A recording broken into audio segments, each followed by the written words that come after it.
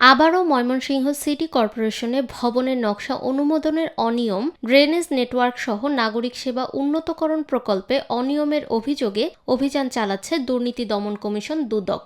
15 জানুয়ারি বৃহস্পতিবার দুপুর 12:30টার দিকে দুদকের প্রতিনিধি দল সিটি কর্পোরেশনে অভিযান শুরু করেন।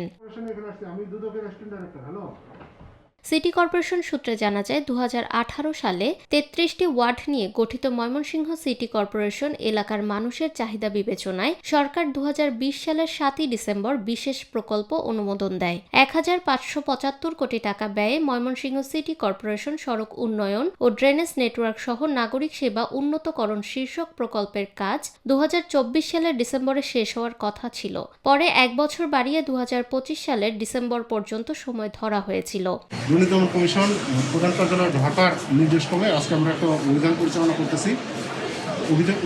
অভিযোগের বিষয় হল যে ময়মনসিংহ সিটি কর্পোরেশন থেকে ভবনের নকশা অনুমোদনের অনিয়ম এবং এই ময়মনসিংহ মাসকান্দায় পাসপোর্ট অফিস সংলগ্ন একটি ড্রেন নির্মাণ হচ্ছে।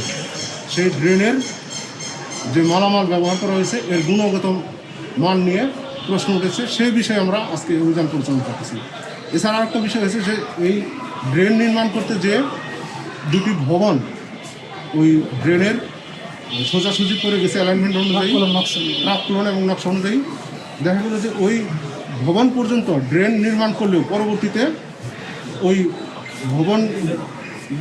ভবনের মালিক অথবা কোনো অদৃশ্য শক্তির কারণে ওই ভবন আর অপসারণ করে বা ভবনের কলাম অপসারণ করে আর ড্রেন নির্মাণ করা হবে, যার ফলে যদি এইভাবে এই ড্রেনটা এই অবস্থা থেকে যায় পরবর্তীতে বর্ষাকালে বা যে কোনো সময় জলবদ্ধতা দেখা দিতে পারে এলাকায়। আমরা এখন রেকর্ডপত্র নিতেছি, রেকর্ডপত্র আলোকে বাস্তবতা যাচাই করব।